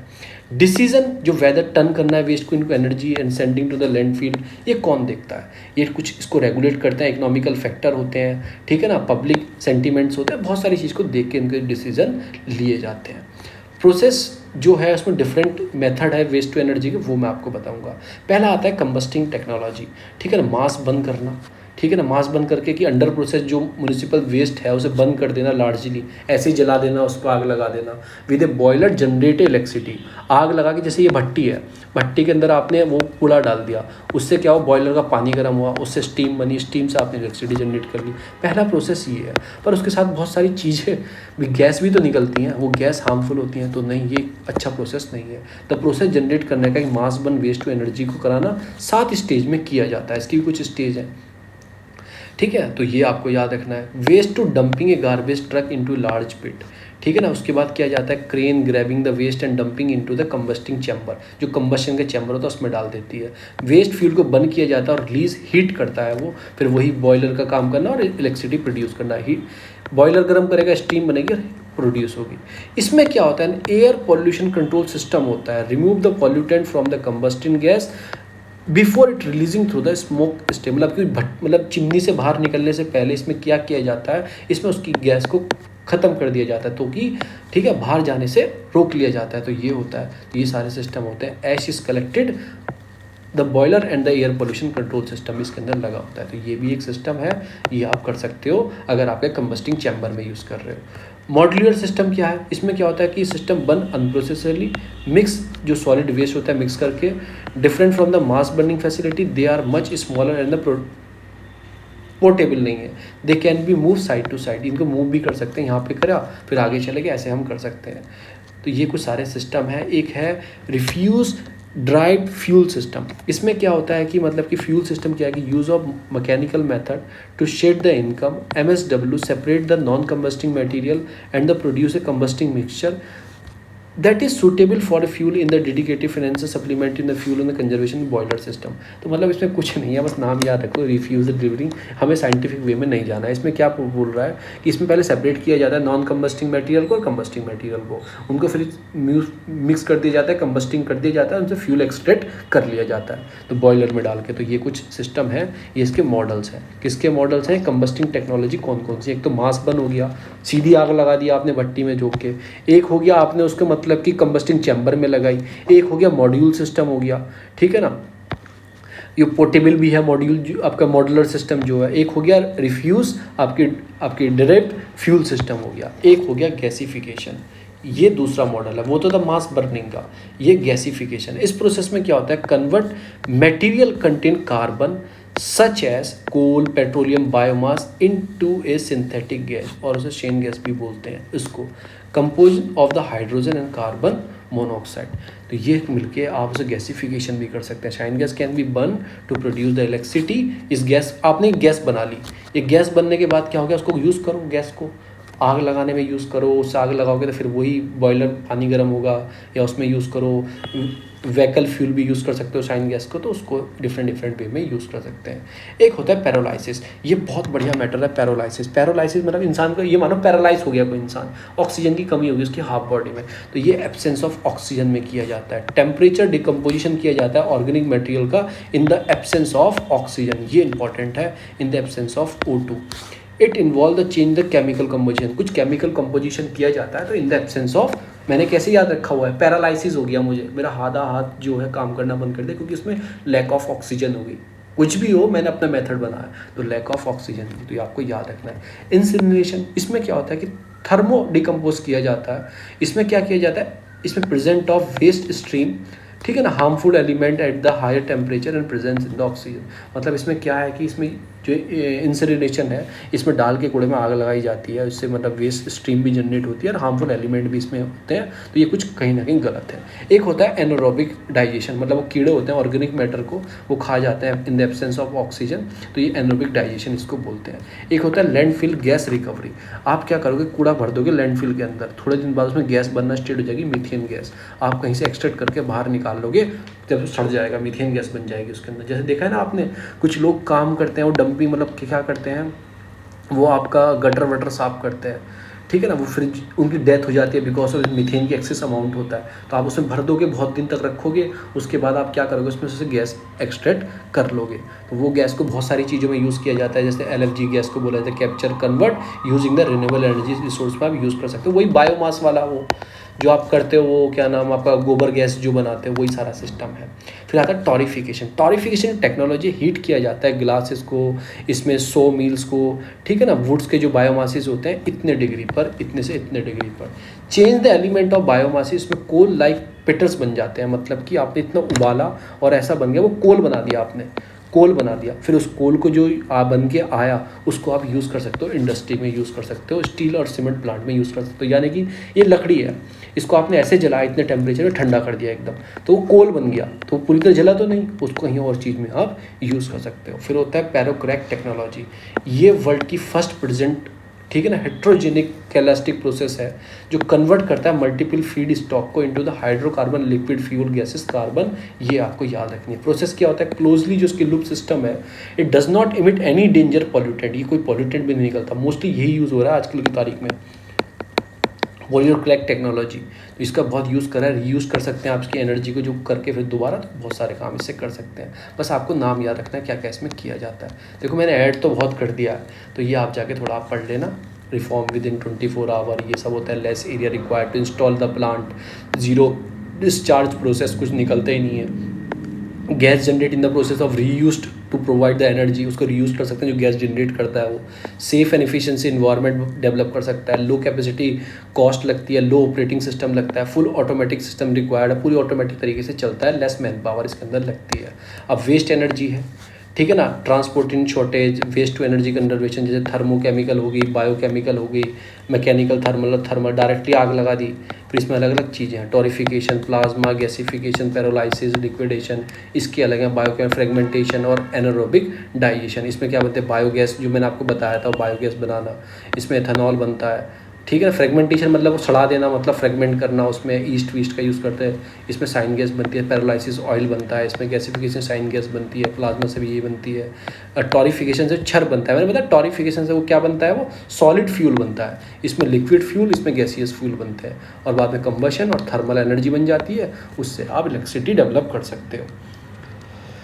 कुछ बेस्ट प्रैक्टिस हैं यूरोपियन कंट्रियाँ फॉलो करती हैं, इनको आप पढ़ लेना। कुछ बेस्ट प्रैक्टिस जर्मन और डेनमार्क में फॉलो होती हैं। और फिर mixed waste processing, organic recovery है, ये सब किया जाता है। डिफरेंट कंट्री में इनको प्रोसेस को अपनाया जाता है, तो ये आप याद रखना है। जापान में की जाती है कुछ एक्टिविटी, मैंने ऐड कर दी है। फिर नॉर्थ अमेरिका में की जाती है, ठीक है ना, ये सारे कुछ एक्टिविटी की जाती है। बेनिफिट क्या है इन चीज़ों से, हेल्प करता है वेस्ट मैनेजमेंट में, जो आप गंदगी कर रहे हो, कूड़ा बढ़ता जा रहा है उसको मैनेजमेंट में। इंश्योर करता है एनर्जी सिक्योरिटी में, क्योंकि एनर्जी भी आपको मिल रही है। इन्वायरमेंट कंजर्वेशन में काम करता है। And can provide the base load power. ये मतलब क्या है कि रिन्यूएबल एनर्जी जो है आपकी विंड में जो आपको फुलफिल करनी है, जो आगे आने वाली चीज़ें, उन सब चीज़ों फुलफिल करने कहीं ना कहीं हेल्प करता है, और उन चीज़ों डेवलप करता है। रिड्यूस करता है आपकी यूज़ ऑफ लैंडफिल, जो आप दबाने के लिए लैंड यूज़ करते हो, कूड़ा दबा दिया यहाँ पे।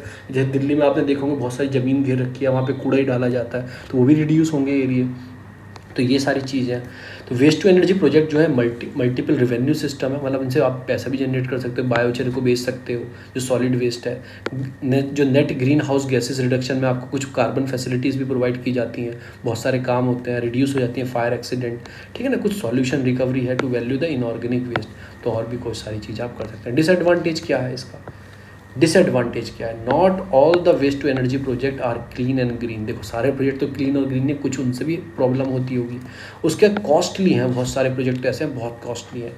Relatively cheaper cost of the land, जो हमें दफनाने में, मतलब कूड़े को ज़मीन के अंदर खोदते, गड्ढा खोद के दफनाने पर मिट्टी डालने में जितनी कॉस्ट आती है उससे महंगे पड़ते हैं, वो हमें चीप लगता है। तो ये कुछ सारी चीज़ें हैं। चैलेंजेस क्या है कि प्रॉपर टेक्नोलॉजी डेवलप को, R&D बढ़ाओ, ह्यूज वेरिएशन लाओ टाइप्स ऑफ वेस्ट में, मतलब अलग अलग करो, उन्हें सेपरेट करो उन वेस्टों को, ठीक है ना, कौन सा नेचर है कौन सा वैसा है। लैक ऑफ प्रॉपर कलेक्शन नहीं है, क्योंकि हमारे इंडिया में 100 जनरेट होता है तो मात्र 30% ही कलेक्ट होता है। 100% जनरेट कूड़ा हम करें 30% कलेक्ट होता है। तो ये सारी कुछ बताया। फिर लास्ट में वही वे फॉरवर्ड प्राइवेट सेक्टर को इन्वॉल्व करो, प्रॉपर मैनेजमेंट फैसिलिटी लाओ, इंक्रीज करो अवेयरनेस प्रोग्राम, इन सब चीज़ों पे आप वर्क कर सकते हो। दूसरा जो आता है वो आता है आपका जो लास्ट आता है वो आता है इंटरनल सिक्योरिटी के ऊपर।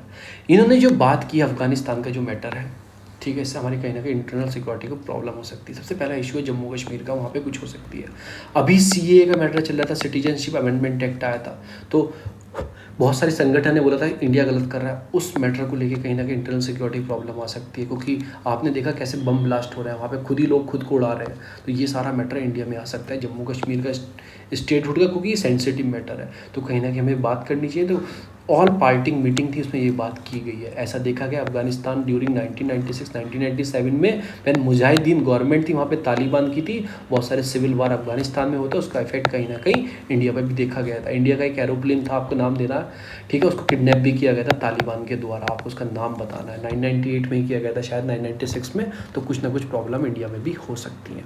अब इंडिया की इंटरनल सिक्योरिटी चैलेंजेस क्या क्या हैं वो हम पढ़ते हैं। क्या क्या कॉन्टेक्स्ट क्या है कि इंडिया की इंटरनल सिक्योरिटी क्या होती है कि अंदरूनी जो हमारी इंटरनल सिक्योरिटी की प्रॉब्लम, एक्सटर्नल तो है, ये चाइना वाइना पाकिस्तान आसपास के देशों से हैं, पर इंटरनल वो हमारी भी हो सकती है। इंटरनल जैसे नक्सलाइट हो गई, इंटरनल प्रॉब्लम है हमारी।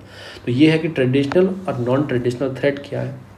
जो आप देखो डेकोटॉमी देखोगे तो between the uniform personal and civilian research scholar की जो बताते हैं, सिविलियन रिसर्च स्कॉलर जो हैं वो कहते हैं other than hand over consider security challenges like lack of social coherency, harmony, integrity, ये सारी चीज़ें हमारी प्रॉब्लम कहीं ना कहीं है कि लाइन ऑफ द रिलीजन, इन सब चीज़ का यूज़ करना। देखो इन सब चीज़ का यूज़ किया जाता है। दूसरे huge youth population, unemployment rate है हमारे यहाँ। सबसे बड़ा इशू तो वही है, सोशल कोहेरेंसी, मतलब कि तू गरीब है अमीर है, साले अमीर को नहीं छोड़ूंगा, तू हिंदू है तू मुस्लिम है, सबसे बड़ी प्रॉब्लम ये है। उसके बाद हमारा यूथ, अगर यूथ के पास काम होगा तो क्यों इधर उल्टी सीधी चीज़ों में जाएगा। तो ये प्रॉब्लम अनएम्प्लॉयमेंट कहीं ना कहीं आती है। फिर आता है यूनिफॉर्म पर्सनल कि वेल डिफाइंड एक्सटर्नल और internal threat, mostly ignorance to the non traditional threat. तो हम नॉन ट्रेडिशनल थ्रेट को इग्नोर करते हैं, ये भी चीज़ बात देखी गई है। थ्रेट और चैलेंजेस क्या है, इंटरनल तो आपको पता है, ह्यूज डाइवर्सिटी है, सबका अपना धर्म है, तो इनइक्वलिटी है, सोशल डिस्क्रिमिनेशन है, कम्युनल पोलराइजेशन है, मास अनएम्प्लॉयमेंट है। ये कुछ प्रॉब्लम है जो इंटरनल सिक्योरिटी को आगे बढ़ाती हैं। फिर arm rebellion like Naxalism, Nagas insurgency है, क्रॉस बॉर्डर है, पाकिस्तान से सराउंडिंग एरिया से अंदर टेररिज्म आते हैं, तो कुछ ये भी इंटरनल है। एक्सटर्नल तो पता ही है, चाइना पाकिस्तान आपको सब कुछ पता ही है, ये सारी है। अब इसमें भी जो प्रॉब्लम है हमारी सोशल जो प्रॉब्लम है, मतलब सोशल इनक्वलिटी, इकोनॉमिक कॉस्ट जो वायलेंस की, हमारा 9% जीडीपी का खर्चा होता है, इन सब चीज़ों में नुकसान होता है, इन सब चीज़ों की वजह से 9% पैसा इसी में चीज़ में जाता है इन चीज़ों को रोकने के लिए, इन चीज़ों को, इनसे इंटरनल सिक्योरिटी ना हो। तो ये सारी है। अब इधर जो देखोगे यहाँ तो वार के तो हम यूज़ ही करते हैं, ठीक है, इतने सारी बॉर्डर सिक्योरिटी फोर्स, ये सब का मैनेजमेंट हम करते ही हैं। ये सारी बात वे फॉरवर्ड क्या बताएंगे, बॉर्डर मैनेजमेंट स्ट्रेटेजी बनाओ। साइबर स्पेस पे भी आजकल ध्यान देना इसका, वो साइबर अटैक बहुत हो रहा है, तो इस पर भी ध्यान दो। इफेक्टिव मिलिट्री, मतलब कि डिटोनेशन कन्वेंशन, नॉन कन्वेंशनल चीज़ें आप डेवलप करो कि वारफेयर है ये नहीं है। कुछ सीरीज ऑफ स्टेप आप लो, अचीव दिस ऑब्जेक्ट करो, मतलब कॉम्प्रिहेंसिव नेशनल पावर बनाओ, vibrant industrial base including enhance the industry की कैपेबिलिटी बढ़ाओ। ये आप खुद सोचो, देखो क्या क्या हम कर सकते हैं कि ओरिएंटेशन बनाओ, अपने वेपन्स अपने डेवलप करो, ठीक है ना, जो एरिया हमारे नक्सलाइट के एरिया उनमें इंटरनल डेवलपमेंट करो, वहाँ पे चीज़ बढ़ो, अनएम्प्लॉयमेंट रेशियो कम करो, ठीक है, इन सब चीज़ों पे आप काम करो तो शायद आपको अच्छी प्रोग्रेस मिल पाए। तो इन्होंने सारी कुछ इस पर यही बोला है कि इंटरनल और एक्सटर्नल। मैं बताना चाहता था इंटरनल क्या है, हमारी एक्सटर्नल क्या है चीज़ें, ठीक है ना। इंटरनल में बहुत सारे इशू क्या है आपको पता ही लग गए होंगे जो हमारे सोसाइटी के अंदर इशू है। ये सारे इनइक्वालिटी हो गया, सोशल डिस्क्रिमिनेशन हो गया, मास पोलराइजेशन हो गया, उसके बाद मास अनएम्प्लॉयमेंट हो गया, ये सारे कहीं ना कहीं जन्म ही तो देते हैं इंटरनल सिक्योरिटी को, मतलब ये अपराध को ही तो जन्म देते हैं सारे प्रोजेक्ट। तो इन सब चीज़ों पर आप ध्यान रखोगे तो कहीं ना कहीं हमारी इंटरनल सिक्योरिटी अच्छी हो जाएगी। कितना रह गया, चलो थोड़ा स्पीड में जाता हूँ मैं, बहुत बचा है अभी। अब आता है ब्लैक होल। ये क्या बात करेंगे, ब्लैक होल की मेन बात है, ये कुछ हमारे पढ़ने के काम का नहीं है। कुछ ब्लैक होल है, कुछ दो गैलेक्सी मिली हैं आपस में मर्ज कर गई हैं, NGC 77347733 करके इनके नाम दिए गए। हमें कुछ नहीं पढ़ना, हमें पढ़ना है black hole. It refer to the point in a space where matter are so compressed or has created a gravity field from where even light cannot escape. इतनी तकड़ी ग्रेविटी होती है, इतनी तकड़ी ग्रेविटी होती है कि लाइट को भी बाहर जाने नहीं देती, अपने अंदर खींच लेती है। ये है ब्लैक होल। कंप्रेस कर लेता सब चीज़ को अंदर, कब खींच लेता है, ठीक है, इसे ब्लैक होल। जो कॉन्सेप्ट है ये एल्बर्ट आइंस्टाइन ने 1950 में बताया था ब्लैक होल का, कॉइन किया था आगे चल के इसे 1916 by the American physicist John आपकी आर्किमिडीज करके, और व्हीलर ने बताया था। ये जो व्हीलर नाम है, जॉन व्हीलर बोल दो या फिर आर्किमिडीज करके नाम बोल दो। यूजली जो ब्लैक होल होता है बिलोंगिंग दो कैटेगरी होते हैं, जैसे मैं आपको बताऊँ। एक होता है range between the few solar masses, ठीक है ना, 10 to solar masses. These are throw form by the massive star die. देखो स्टार जो खत्म होते हैं ना, सोलर तो सन ही तो बोलते हैं कहीं ना कहीं स्टार को भी, गर्मी होती है तो उनके खत्म होने से।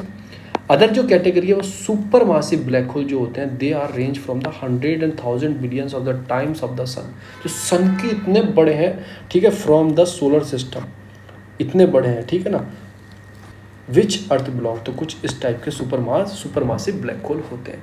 अप्रैल 2019 में जो इवेंट हुआ था न्यू हॉरिजन टेलीस्कोप का प्रोजेक्ट एक रिलीज़ किया गया था, फर्स्ट एवर इमेज ली गई थी किस चीज़ की, ब्लैक होल की। तो उसमें क्या देखा गया था, टेलीस्कोप में ग्रुप ऑफ 8 रेडियो टेलीस्कोप का यूज़ करके डिटेक्ट किया गया था रेडियो वेव्स को जो ब्लैक होल की थी। Gravitational wave are the created when two black hole are orbit जो ईच अदर मर्ज होता है, तो ग्रेविटेशनल वेव आर क्रिएट होती हैं। तो इसमें हम कुछ देखेंगे, इवोल्यूशन ऑफ स्टार।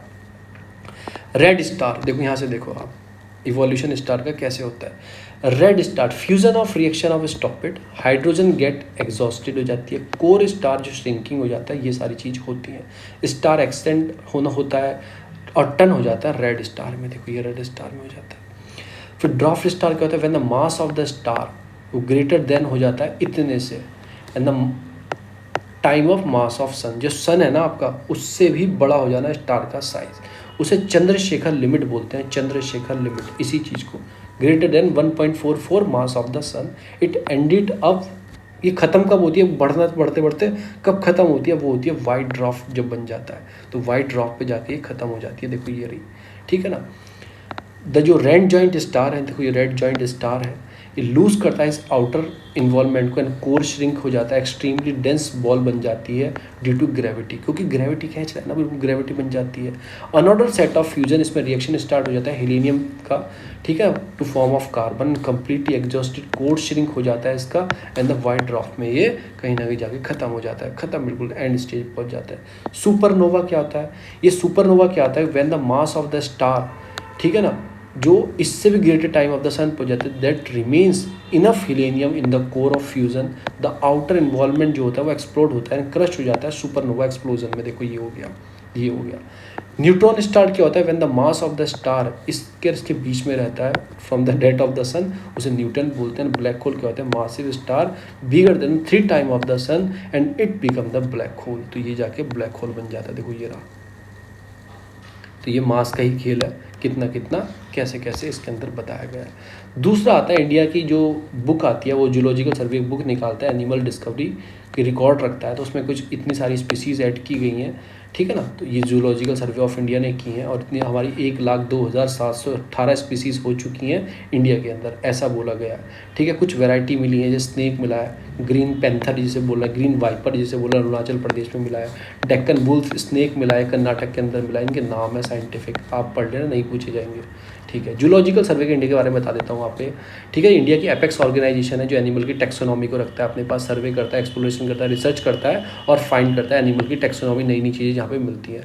इसको 1916 में बनाया गया था, इसका हेडक्वार्टर कोलकाता के अंदर है, डिक्लेयर करता है एक तरह से पूरी एक रिपोजिटरी रखता है कि नेशनल जूलॉजिकल जो कलेक्शन हुआ है section 39 of national biodiversity act के अंदर, तो पूरा एक कलेक्शन ये समेट के अपने अंदर रखता है। आगे जो बचा मैं इसकी नेक्स्ट वीडियो बनाऊंगा, मेरा गला सूख चुका है, ठीक है। इंसॉल्वेंसी बैंकरप्टी कोड बचा और इंडिया ऑस्ट्रेलिया की रिलेशनशिप बची है, इसमें क्या क्या रिलेशनशिप इंडिया ऑस्ट्रेलिया के बीच में है। थोड़ा यहाँ पे पॉज करूँगा, इस वीडियो को यहीं पे विराम दूंगा, मेरा गला थोड़ा पूरा सूख गया है। तो बहुत बहुत आप लोगों को धन्यवाद, वीडियो यहाँ तक देखी हो, प्लीज़ लाइक सब्सक्राइब शेयर जरूर करें।